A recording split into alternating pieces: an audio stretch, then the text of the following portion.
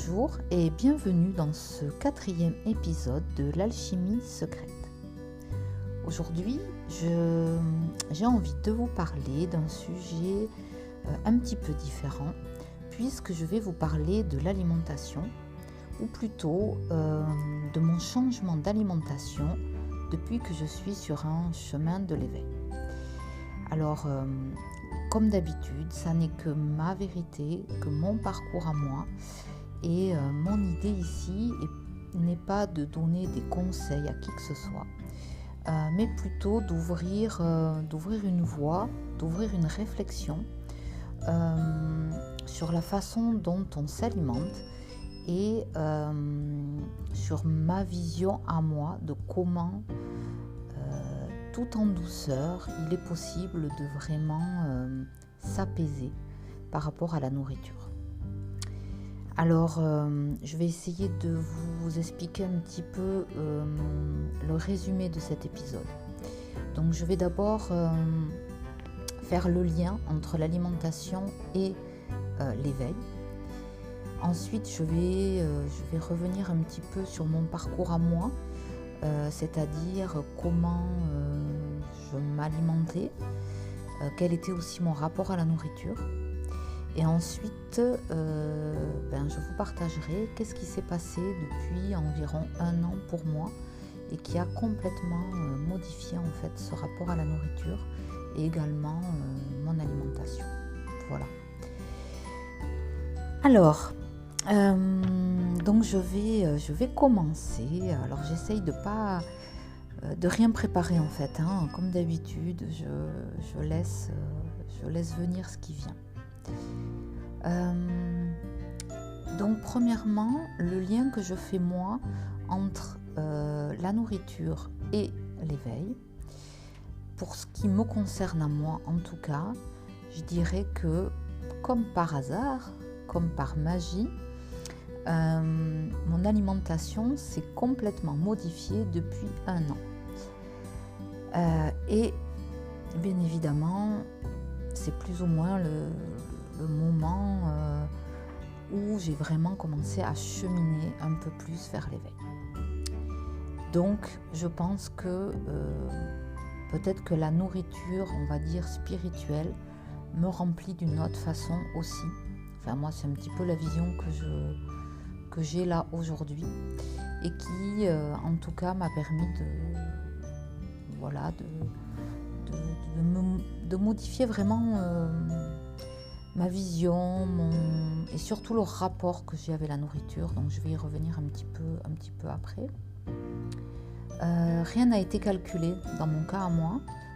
Ça n'a pas vraiment été une décision, donc je vais vous expliquer pourquoi. Les choses sont vraiment venues complètement naturellement. Donc pour que vous compreniez bien de quoi je parle, je vais vous expliquer un petit peu qu'est-ce que j'ai vécu depuis toujours par rapport à la nourriture. Donc moi, je suis née avec un petit problème, on va dire, de digestion. Donc je vais pas... peu importe, hein, mais enfin, étant bébé, j'avais vraiment des gros problèmes. Ce qui fait que je ne supportais pas la nourriture, le lait en fait. Je ne le digérais pas à tel point que on ne savait pas si j'allais survivre. Voilà. Donc ça a été pendant la première année de ma vie. Visiblement, j'ai beaucoup pleuré pendant cette année-là, d'après ma mère, parce que je souffrais. Je ne suis pas décédée, hein, j'ai survécu. Et ensuite, on va dire que mon alimentation était complètement normale, sauf que j'ai toujours gardé une trace de ce problème de digestion, si je peux dire. Alors chez moi, ça s'est toujours exprimé par des douleurs au niveau de mon ventre. Et pendant de nombreuses années, c'était complètement gérable parce que ça m'arrivait à peu près plus ou moins 2 fois par mois. C'était toujours la nuit. Et je souffrais, j'avais j'appelais ça des crises de mal de ventre, qui me réveillaient la nuit en fait. et ensuite ça passait. Donc j'étais habituée et c'est quelque chose qui ne me dérangeait pas plus que ça. Donc ensuite, comment ça se passait pour moi, mon rapport à la nourriture? J'ai toujours été quelqu'un qui mangeait énormément, donc en grande quantité. Et je ne surveillais absolument pas mon alimentation, donc je m'alimentais. J'ai toujours aimé les fruits et les légumes, mais c'est vrai que j'ai toujours aimé le sucre, les bonbons, les gâteaux, le pâté, la viande, en fait tout.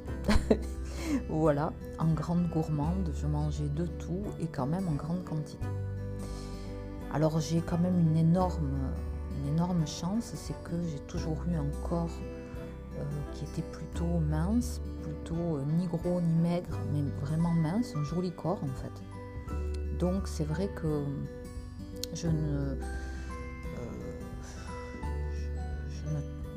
disons que je ne faisais pas trop attention à ce que je mangeais, je ne cherchais pas à réduire quoi que ce soit, étant donné que je ne prenais pas forcément de poids. Donc on va dire que ça a été pendant de nombreuses années. Et puis il y a eu un premier changement au moment où j'ai pris la pilule. De façon assez étrange, les douleurs au ventre ont cessé. Voilà. Et puis quand j'ai cessé de prendre la pilule, que je suis revenue à un autre moyen de contraception, un stérilet, les douleurs sont revenues. Voilà, donc ça a été un petit changement pour moi. Et voilà, tout a continué jusqu'à il y a à peu près 1 an. Et je dirais que déjà, on va dire les 3 dernières années, la douleur s'est petit à petit intensifiée, autant au niveau de la fréquence, c'est-à-dire qu'au lieu d'avoir mal au ventre 2 fois par mois, c'était toutes les semaines, puis tous les 3 jours, puis ça a fini par être carrément tous les jours. Et petit à petit, j'ai commencé à ne quasiment plus rien digérer. Tout ce que je mangeais me faisait mal. Et en plus, je ne respectais pas mon corps, puisque malgré tout, malgré le fait que je savais que j'allais avoir mal, je mangeais quand même ce que j'avais envie de manger, en fait. Voilà. Et donc j'ai quand même un corps bien résistant parce que je ne l'ai pas beaucoup écouté, je dois le dire. Donc ça a terminé l'année dernière au mois d'octobre, où là les douleurs étaient vraiment continuelles. J'étais jamais bien, j'avais beaucoup de mal à rester assise tellement j'avais tout le temps mal au ventre. Et là, voilà, ça a été le pic, on va dire. Là, je me suis dit, là, c'est plus possible. Donc, j'ai eu cette alerte de douleur, en fait, qui a fait que j'ai commencé à me dire, là, il va falloir changer quelque chose, il y a vraiment un truc qui ne va pas. Et le souci, c'est que quand j'ai voulu modifier mon alimentation, j'étais complètement perdue. Parce que je n'arrivais même pas à savoir qu'est-ce qui me faisait mal. Donc j'ai commencé à enlever le pain, à changer. Alors j'ai acheté du pain à l'épeautre, du pain complet, et puis des fois j'enlevais les fruits, les légumes, le gras, le sucre. Et puis je trouvais qu'il n'y avait aucune cohérence. Je pouvais manger parfois des frites et j'avais pas mal au ventre. D'autres fois un fruit, j'avais mal au ventre. Enfin, j'étais complètement perdue. Et puis donc j'ai commencé quand même à regarder sur internet ce qui se faisait.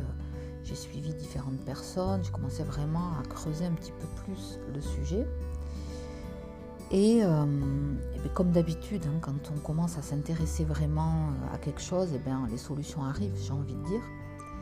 Donc je me suis fait aider. J'ai décidé de faire plusieurs choses. C'est-à-dire que ma première, on va dire, intention était de régler le problème plus ou moins, alors peut-être pas malsain, mais en tout cas ma relation à la nourriture qui n'était pas sereine, pas du tout sereine. Voilà. Parce que j'avais vraiment conscience que je mangeais mes émotions dès qu'il y avait quoi que ce soit. J'ouvrais le placard ou le frigo, peu importe, et je me mettais à manger tout ce qui me tombait sous la Et puis, comme j'ai expliqué, même si je savais que j'allais avoir mal au ventre, je mangeais quand même, voilà, sans aucun respect pour mon corps ni pour mon ventre. Donc, pour moi, j'avais vraiment identifié que c'était quand même le souci numéro un. Sans compter que depuis, ce que je n'ai pas dit, c'est que là, depuis quand même, on va dire 6-7 ans, j'ai tranquillement mais sûrement pris une dizaine de kilos. Alors, j'ai quand même, malgré mes 10 kilos en plus, je n'étais pas grosse, j'étais un peu ronde et j'avais pas vraiment de soucis avec mon corps. Voilà, j'arrivais quand même à me trouver jolie, c'était pas le gros problème, même si c'est vrai que je commençais à un peu moins aimer mon corps tout de même. Voilà. Et puis j'avais vraiment conscience que c'était par tous ces abus voilà, que je faisais.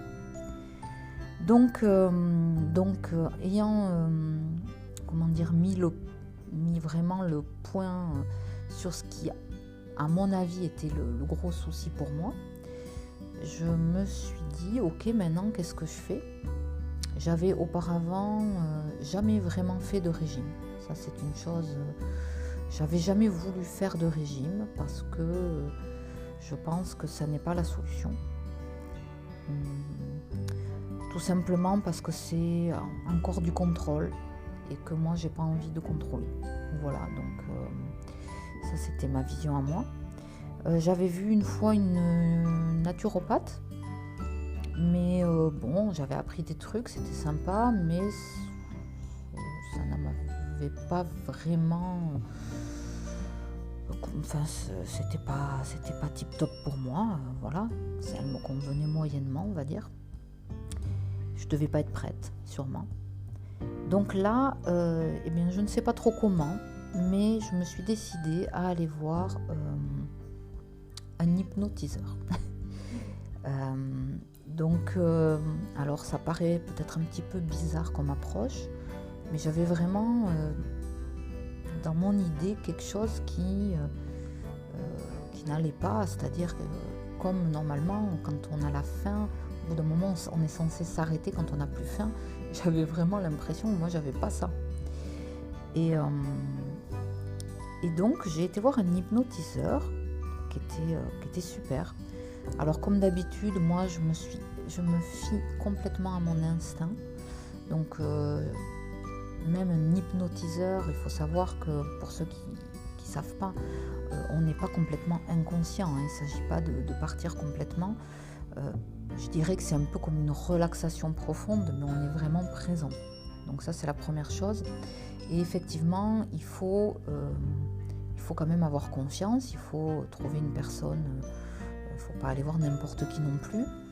Moi, j'avais totalement confiance. Si ça n'avait pas été le cas, parce que je suis une grande peureuse en plus, je me serais faite accompagner. Mais voilà, il se trouve que j'avais vraiment complètement confiance, donc j'ai pas eu ce problème.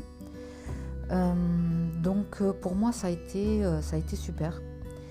Cet hypnotiseur, je l'ai vu 4 fois, je crois, seulement.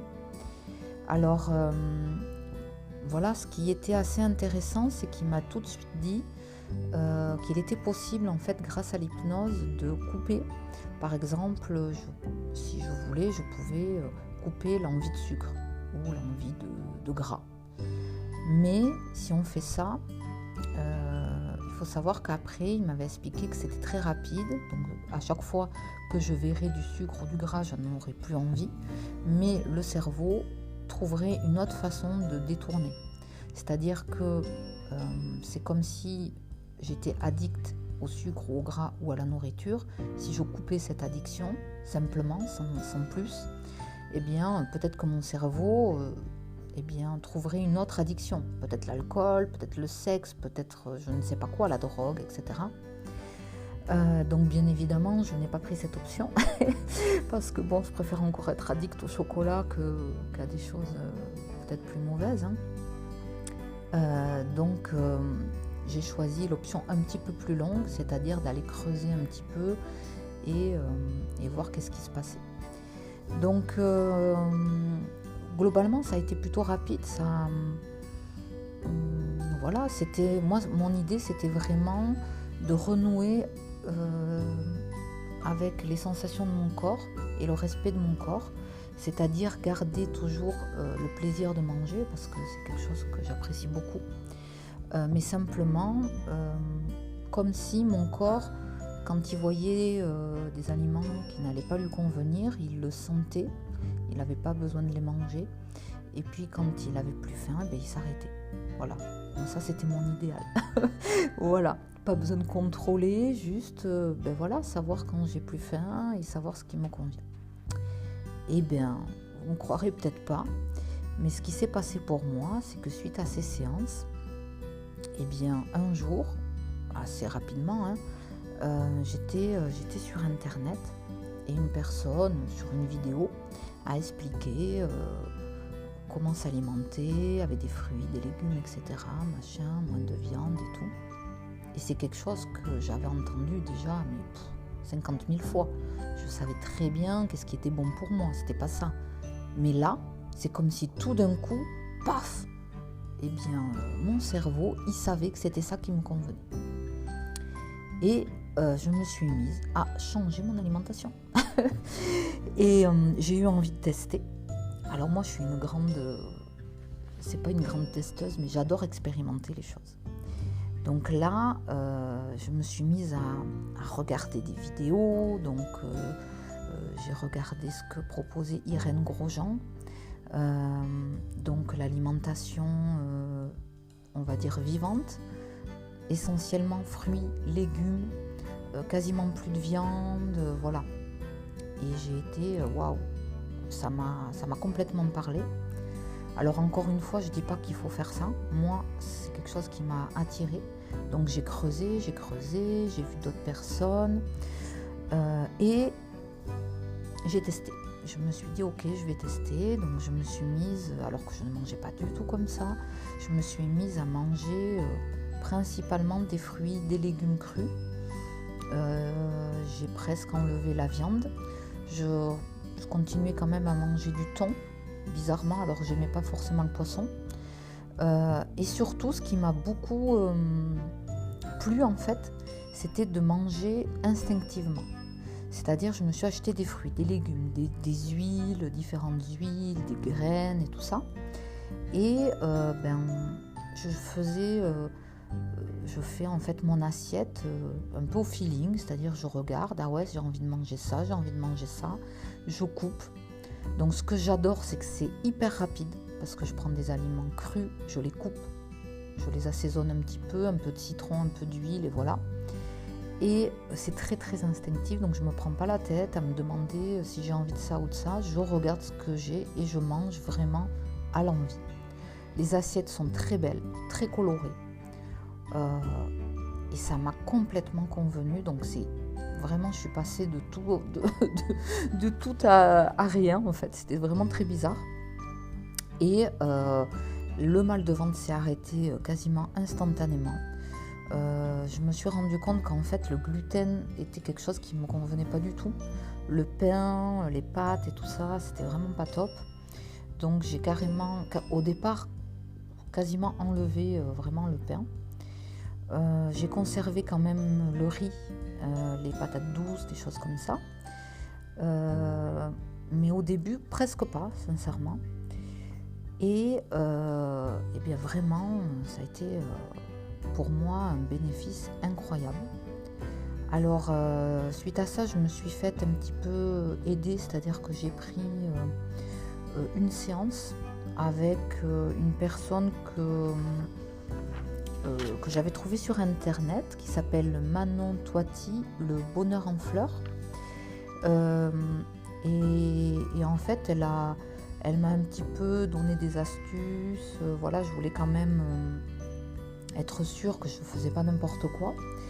Elle m'a conseillé sur voilà, quoi acheter à la place du pain, des petites biscottes qui faisaient pas mal au ventre, etc. Mais à part ça, sincèrement, j'ai pas suivi plus de choses que ça.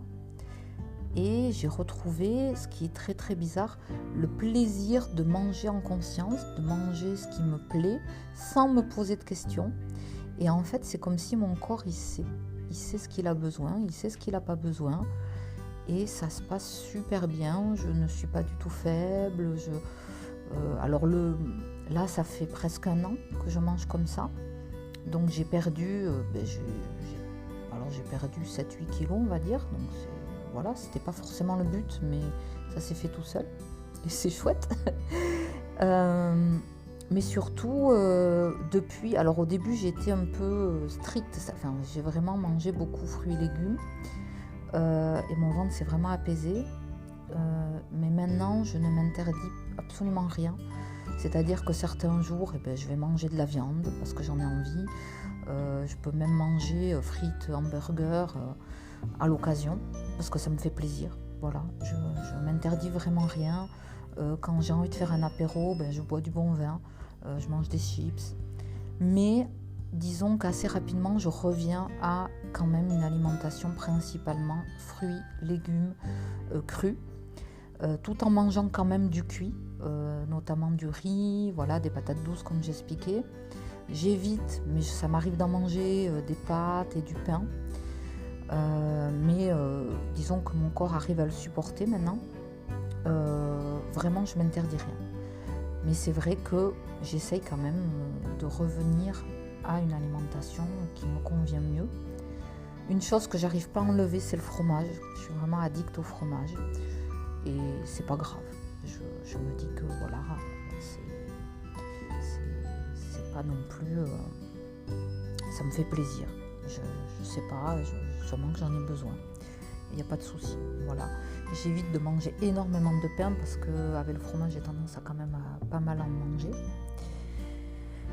Donc voilà, je suis en fait super contente parce que j'ai retrouvé une simplicité de manger et aucune frustration, aucun contrôle, pas de recettes, En fait, moi, ça me convient pas du tout. J'ai besoin de beaucoup de liberté dans ce que je mange, dans ce que je prépare. Je suis pas une grande cuisinière, j'aime pas passer beaucoup de temps. Et là, c'est facile, c'est simple. Un avocat, un concombre, un peu de carottes crues, voilà, du thon, des huiles, et hop, c'est parti. Parfois, quand il y a des fruits, en ce moment, c'est vrai qu'il y en a moins, mais l'été, c'est génial, plein de fruits. Je me fais comme des grosses salades de fruits, et c'est vraiment très très bon. Et j'ai vraiment l'impression que ça fait beaucoup de bien à mon corps, en fait, et ça me donne beaucoup d'énergie. Donc j'aime bien les dattes aussi, j'aime bien manger des dattes par exemple, mélangées avec des fruits, je trouve ça super bon. Et ce que j'ai expérimenté quelques temps après, à peu près 6 mois après avoir commencé cette nouvelle alimentation, c'est le jeûne intermittent. Alors là je parle vraiment de mon cas à moi, c'est-à-dire de mon problème de mal de ventre.